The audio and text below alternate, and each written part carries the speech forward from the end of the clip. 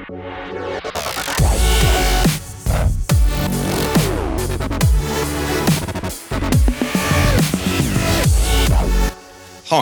I'm Dieter Wood, Managing Director of Interaction, and this is Thrivalism, our podcast focused on the art of thriving, flourishing and evolving under any conditions. In this series, we'll examine how to create flourishing businesses, cultures, careers and places. We'll explore key topics such as workplace design and build, culture and community, sustainability and of course, the future of work. Join us and our guests as we explore how people and businesses can set themselves up not just to survive, but thrive.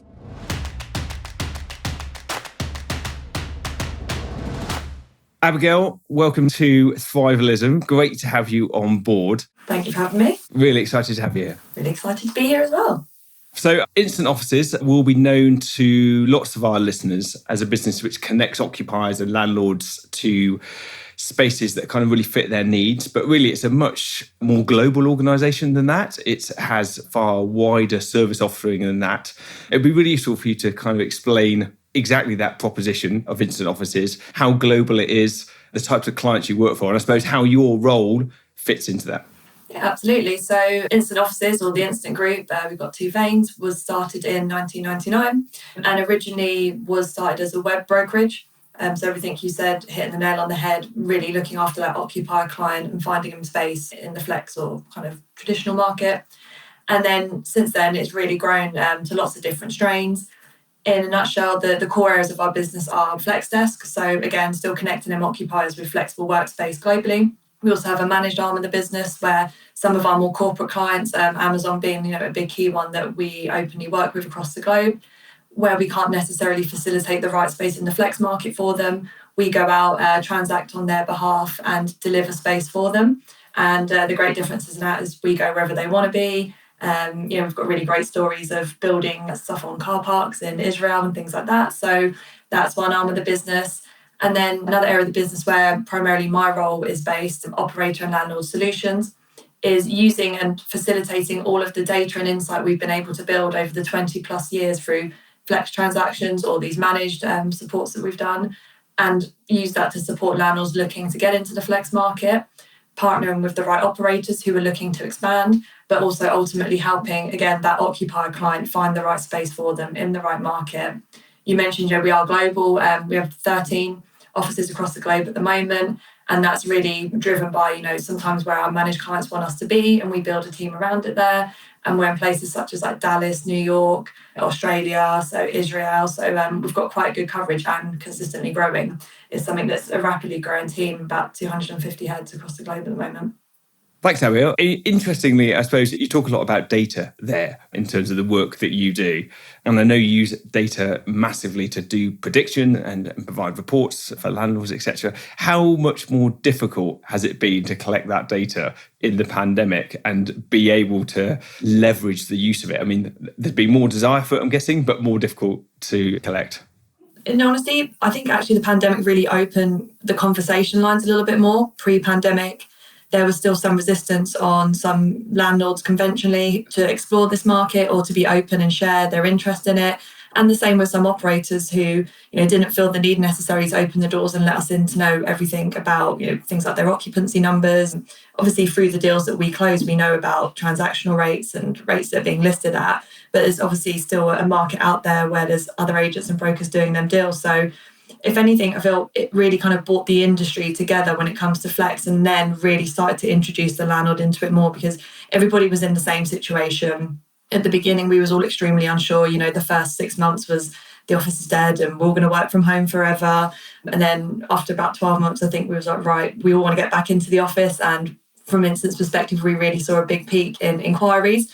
But admittedly, the decision-making process still taking a little bit longer of uncertainty. But definitely increased demand for data. You're absolutely right there. If anything, we just people felt like it was a more safer environment because we all knew we was asking for the right reasons. So if anything, it really gave us a chance to hit a pause on some other projects in the business, really explore this side a little bit more and get more into the teeth of some things we've not been able to do previously when it comes to like the history of some of our data and things changing, like square foot rates allocated per head and changing rates in different markets, and able to do that globally as well. Again, that little pause gave us the time to really work with some of our regional teams and explore that. We're very confident and strong in some markets, but there's some where we're still growing, and it's still a learning curve for us, even though we have teams out there. So it gave us that time to speak to them operators out there and find out who was trying to still get into the market and what can they do. So in a nutshell, I think it really kind of helped, to be honest, open and everyone feel happy speaking openly with each other, majority of the cases. So in terms of that data you're collecting, the hard data, if you like, the utilisation rates, the occupancies, a square footage per person that people are allocating to different spaces, etc., how easy are you able to fit that with the kind of more anecdotal data you're collecting in terms of staff surveys and user surveys and occupier surveys, etc., because people are not talking, they're talking from a point of view which has been so shifted in the last 18 months, etc.? Yeah, so for us, another area of the business where we're really lucky to have a very large team is where we've placed particular clients in our managed offering, or even some of the larger corporate clients we've placed in Flex. We have a massive team of account managers who literally live and breathe, that business and their Flex search for them for the duration that they want to work with us. So during the first part of the pandemic, what we really did, as well as I mentioned, stepping back and spending some time discussing things with operators, is we also did that with our occupier clients. We did lots of surveys with them. For us, they were the priority. We obviously have a great outreach with landlords, occupiers, operators across the globe, but everything we do ultimately is to fulfill and support that occupier client. When I use the word client, it's normally, in reference to them. So we really spend a lot of time working with them and understanding if they want to come back into the office, what is important for them to come back into the office. So it also shifted some of the people we would usually talk to, which was a really interesting trend for us. So when it came normally to decision making, you would have maybe a certain manager, an office manager, and then the finance person coming in and ticking the boxes.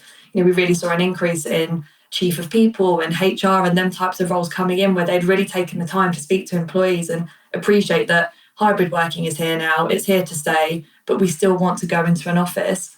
How can we make it valuable of your time to come in? How can we as a business really now engage and listen to you?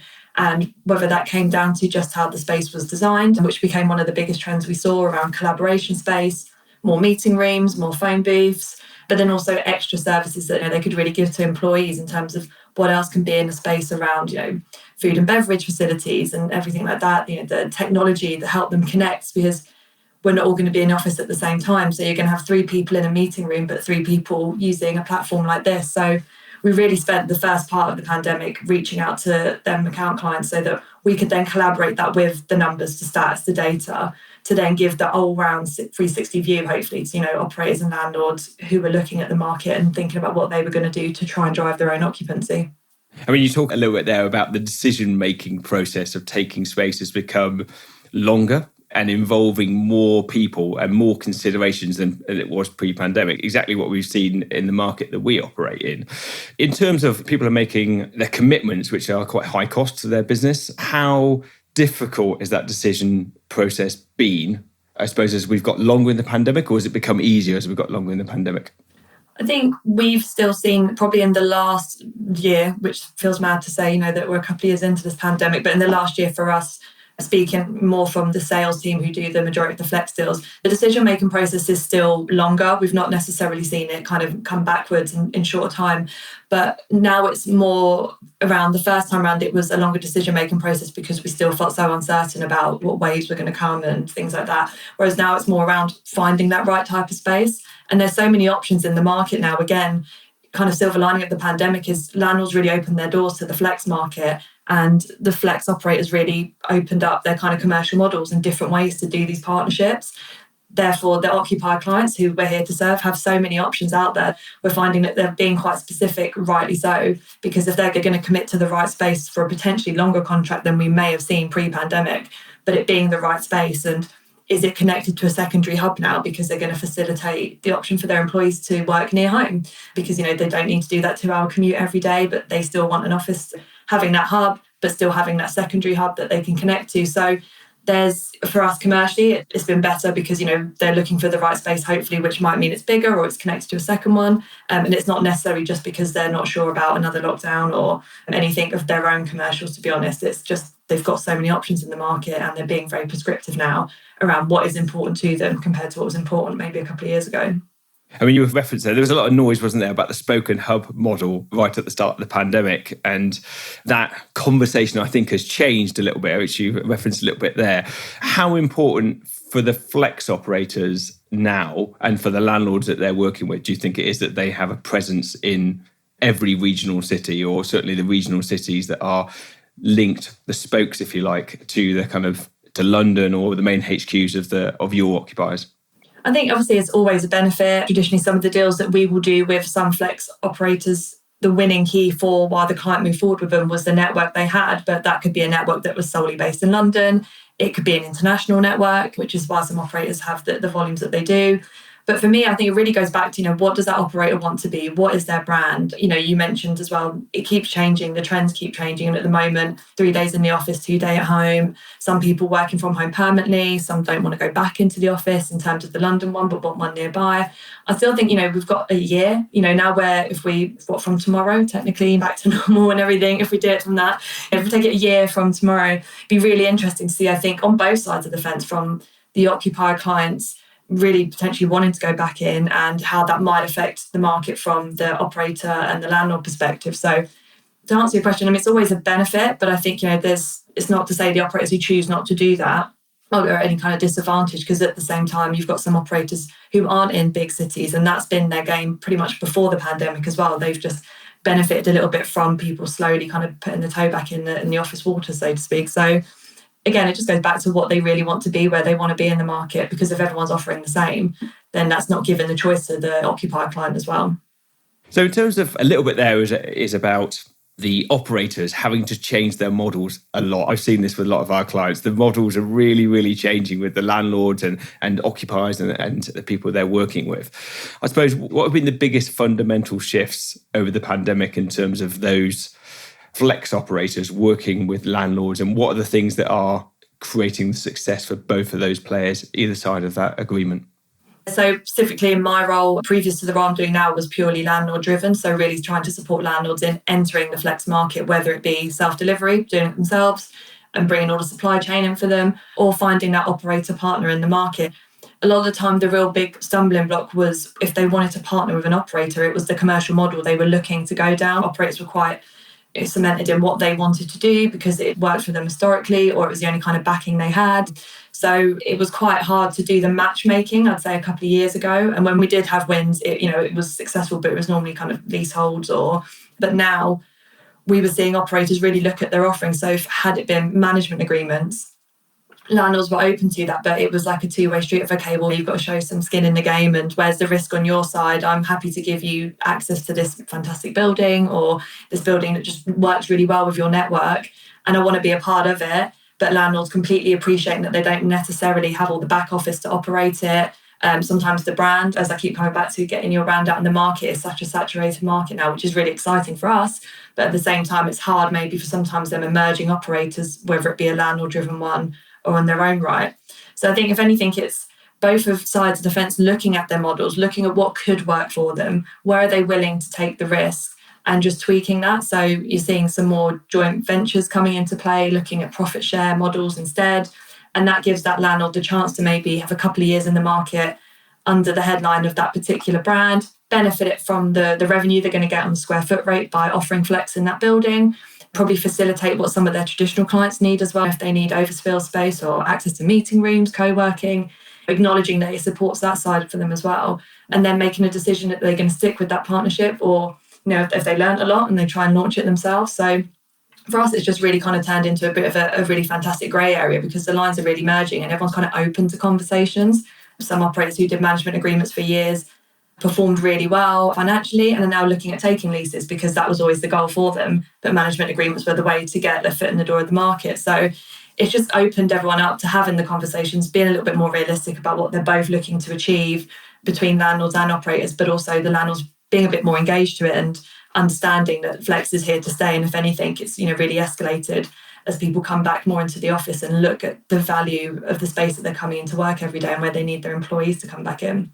I mean, one of the things I've seen change is that landlords are expecting there to be some sort of flex offering or co-working type space offered on the lower floors of a building, on the kind of least desirable floors. And that's kind of creeping upwards. Do you think the landlords now, when they're looking forward, are expecting more and more just the whole buildings to be flex space, and the kind of the days of the traditional lease are numbered? Or are we still going to see those big occupiers taking big spaces in certain places? For me, again, it kind of links back to that operator, their brand, their offering. There's a couple of operators who really love that ground floor space, and it really feeds in what they're trying to deliver in a community and a network. Some want to be behind the scenes, benefit from traditional space, their client's name on the board downstairs, and then that client having that self-contained unit that's separate.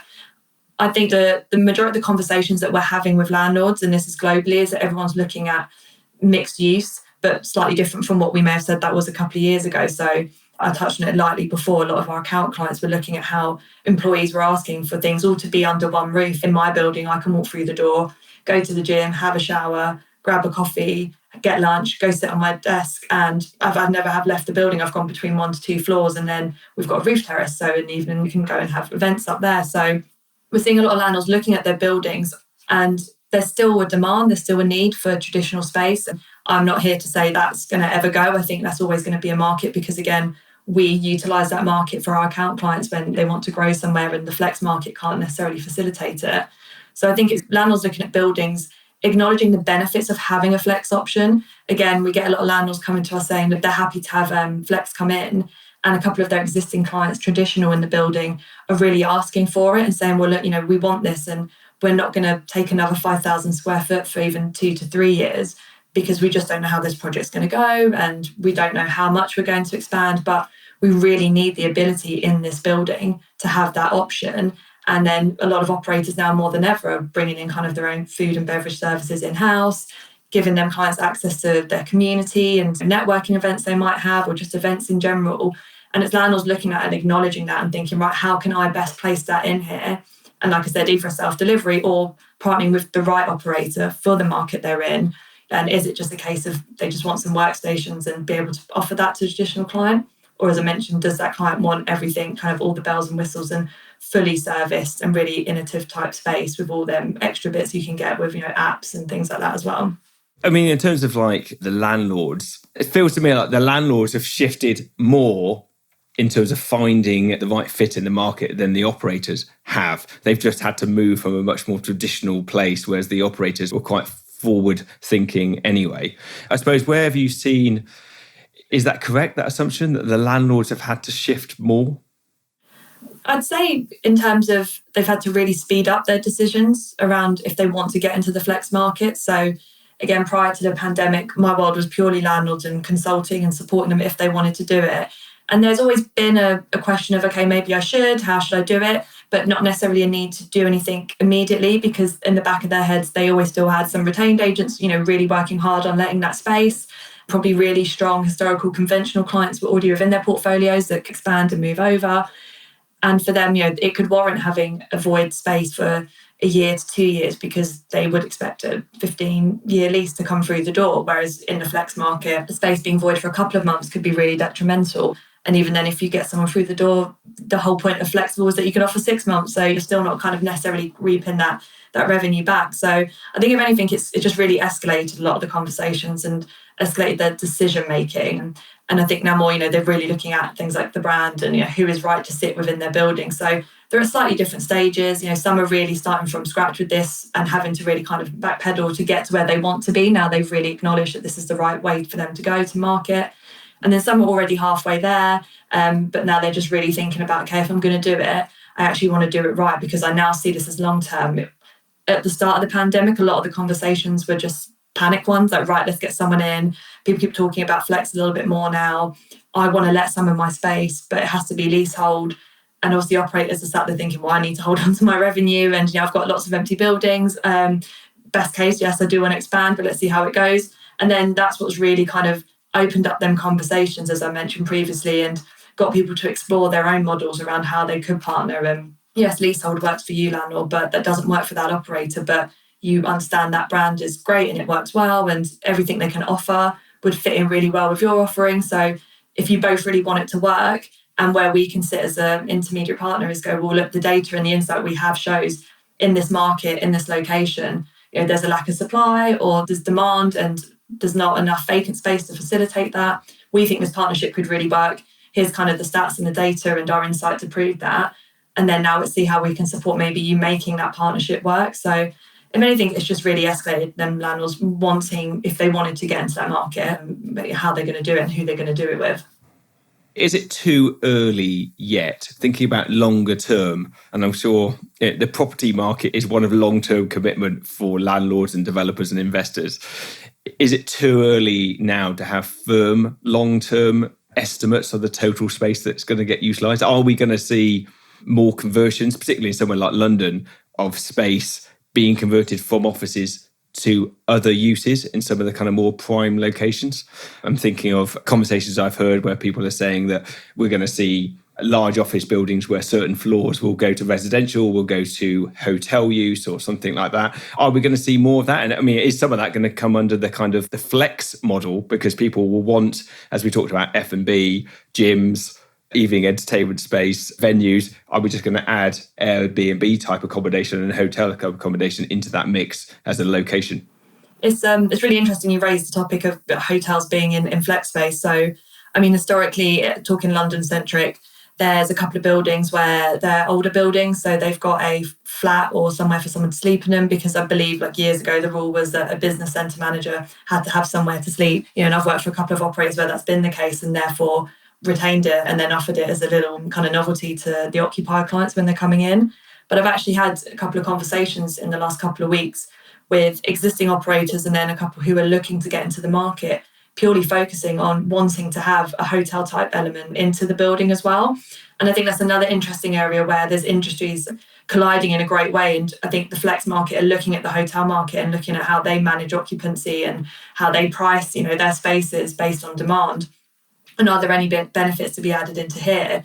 And then, like I said, there's definitely operators and newer people coming into the market looking and thinking, right, well, how can I incorporate that in? Because even more so where people are now working from home might be a completely different country. And now we don't feel as restricted by the boundaries all having to sit in one office together, is that you can get talent from anywhere. It used to be kind of finding a talent and trying to bring them in. It's like, now let's just go out, find the talent for a business and employer. That's great. That can mean someone's abroad. And if you're going to bring them over to the London office or whatever, you want to be able to bring, again, all of that in-house and for it to be as easy as that it's all within your flex offering. That's great. So it's definitely something we've seen. It's been a conversation during the pandemic about the hotel modelling and operator modelling, but more so than ever, operators are looking at how can they bring that in to kind of effectively tick all the boxes and it be a big part of what they're doing, in the same way that hotels historically had offered some element maybe of co-working. Some hotels do it really great already and are quite experienced in it, and their partners we work really well with. But that's another conversation we were having internationally, actually, with some key hotels, looking at their big, vast reception spaces and going, right, okay, how can I make this a more worthwhile space for the guests coming in? Not just because they were necessarily sitting there and thinking, right, how can I make the most kind of pounds per square foot out of the space? It was, I want people to come in here and also be able to offer that to them and not just be the little desk in their tiny room that, they're trying to also kind of have dinner in and have meetings or whatever. It's given them that option. So, they were looking at that. They're not going to necessarily make a load of revenue out of that particular space, but it's going to benefit them on their other revenue lines when it comes to the hotel rooms and put them maybe ahead of the rest of the market in that area. Yeah, I must admit, there's some really interesting models evolving, isn't there, where particularly in hotels, where the bedrooms are getting smaller and smaller and smaller because there's kind of secondary space. And actually, you're expecting to spend a lot more of your time in that lounge space, and it's co-working, it's meetings, it's all those sort of things. And actually, you just kind of sleep in your bedroom. It's quite an interesting route for those co-working models to go down. So I'm going to ask you, I suppose, a challenging question, which I think some of the conversations are around, because when we ask some of the occupiers and the employees, this typical thing of 2 to 3 days a week is what we're seeing in a hybrid working model. And that seems to be becoming more and more natural flow. We'll see as people adapt, as hopefully the pandemic drops away from us. But for large occupiers, do you think the challenge around the cost and the environmental impact of a space which is ultimately an office space could be used 40 to 60% less than it was pre-pandemic if we were in there 5 days a week and now we're in there 2 to 3 days a week. How does that change the value proposition? And is that going to mean the costs as a proportion against salary costs will have to come down and we'll see the rents levelling out for landlords, etc.? I think from the conversations we're having both sides of the fence, so from the occupier clients to the operators and landlords, is I think everyone's still quite happy to wait it out at this point. At the moment, this is the model that works when we talk about the Tuesday, Wednesday, Thursday, and people are really embracing that because it's feeding well into their own lives. And obviously at the moment, a big topic, I know generally kind of in the market, but something that we work really heavily on is sustainability and wellness, within employees. And at the moment, if this is what employees need to come back into the office, then employers, businesses are happy to facilitate and provide that. But that's still, from what we believe, we reckon that, in a year's time, that might be slightly different, and there'll always be flexibility, but it'll be different flexibility, whether it is specific days of the week that people are coming in, or it's the different hours, that people choose to work. As I mentioned before, the great benefit now is that it's just really opened the floodgates to finding talent from anywhere. It hasn't got to be talent that's a 2-hour commute away to the office. It could be talent that's anywhere, but that just means you work slightly different hours. And within my role, flexibility to me is being able to work the hours I need to facilitate my personal life and also work with my colleagues who are in these different regions, which in APAC, that means you're getting emails really early on, so jumping on them, and then doing stuff later in the evening for some of my colleagues in the US. But then there's this nice gap maybe later in the afternoon where I'm able to put my daughter to bed, and my work really supports and validates that and sees that as a need, because therefore they get more out of me as an employee. Well, hopefully anyway, we agree with that. And that's across the board. And it's really similar to the conversations we have with our account clients who are the decision makers and the key stakeholders. At the moment, it's like the pandemic out of anything has really given everyone time to kind of pause the button on their lives, personally, work-wise, assess what's important. And employers are able to go, right, okay, we've got some really great people in our business. What do they need right now? And we still need this office space, but at the moment, it's not always going to be full to the brim of everyone every day. But in a year's time, that could be different. So we still need to wait it out. And I think what's great is that the operator market, the flex providers, acknowledge that, they've had to go through it themselves. They've had to assess their own teams and what they do, whether it be a head office team or those who are running the buildings. And they appreciate that. So they're looking at their own models, and obviously it's always been flexible, but they're looking at different things, such as some operators offer, say it's a 20-person office, but there's 40 people within that business. Some are happy to go, right, okay, well, here's 40 cards for that office. You pay for that, you use the space as you want. We know who's coming in and out. So again, that they can really track that, because if all them 40 people keep trying to come in, or it's, they can then have a look at again in a year's time and be like, right, you guys are obviously performing really well. You all want to get back in the office. How can we help you grow? And being able to track that. So again, I think you're seeing operators really look at their technology alongside their offering to monitor that. So I think we've still got kind of, like I said, a year from tomorrow, whatever, to really look at it. And it's going to vary between businesses and industries, right down into that business. Some teams might just feel the need to not need to be in because of what they do. Whereas, if you look at a sales team or maybe marketing, my team is all about relationships. We need to be in the office. We need to work from operator space to really understand it and embrace it. We work from landlord building. So for us, we're getting out there. But I think it's still time will tell, to be honest, about people's confidence and returning to the office. But operators and landlords are understanding that and playing the long-term game and embracing their clients and keeping them in-house and winning them over for long-term gain.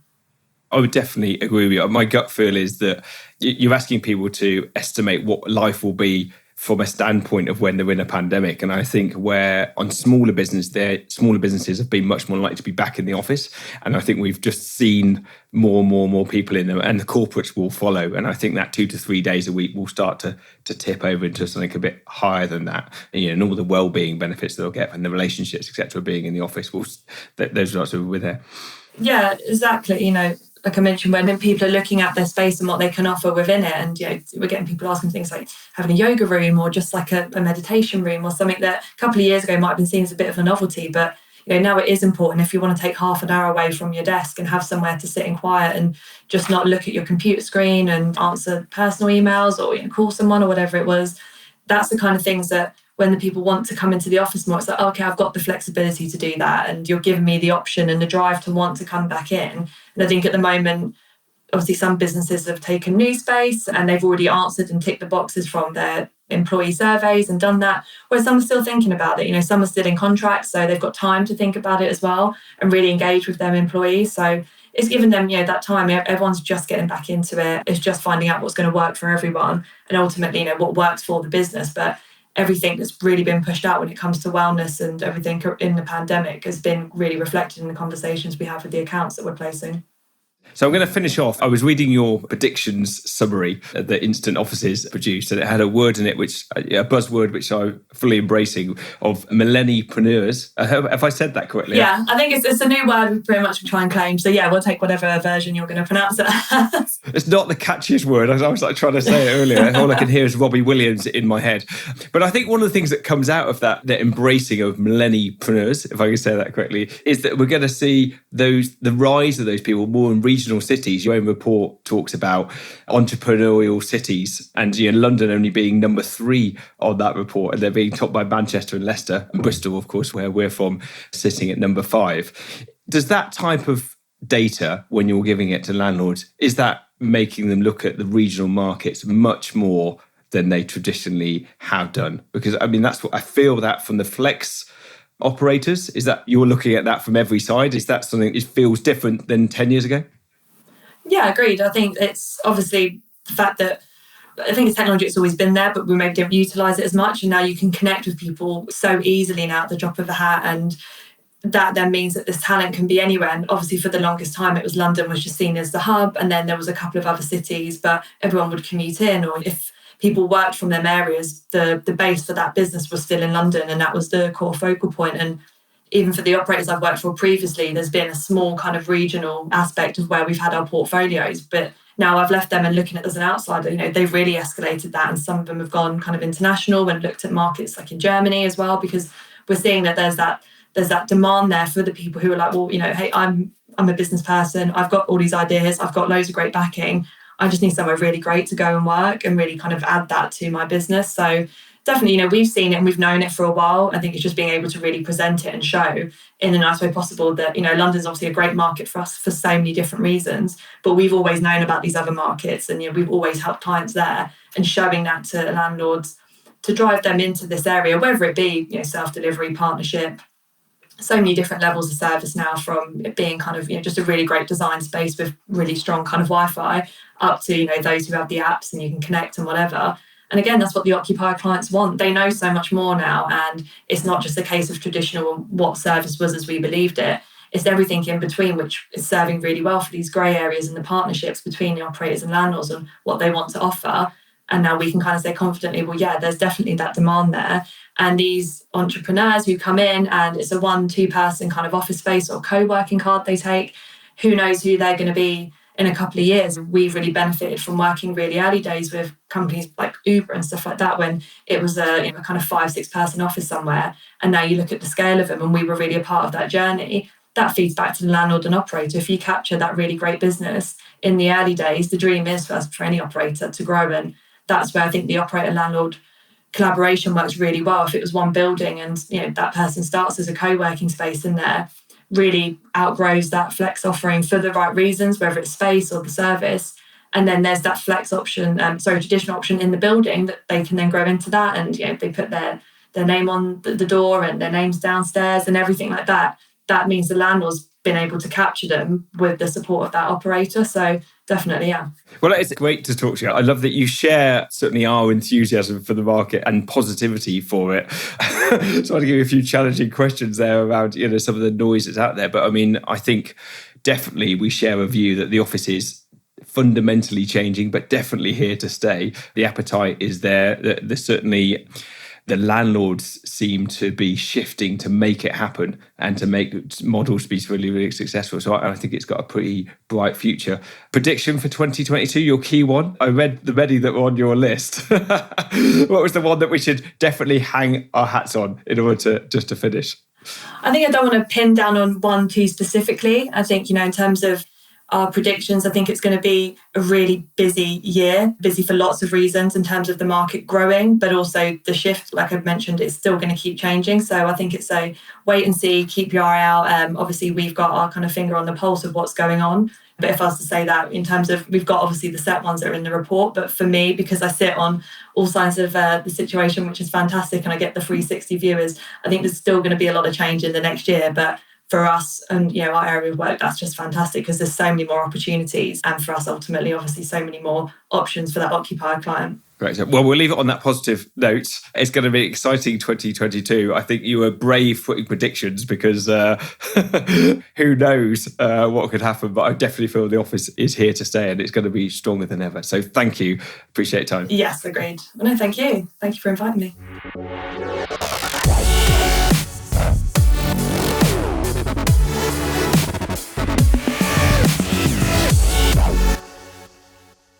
I hope you enjoyed that. And if you did, please give us a good rating on your platform of choice and be sure to subscribe to future episodes. And while you're doing that, why not follow Interaction on all the usual socials? Thanks, and see you on the next episode.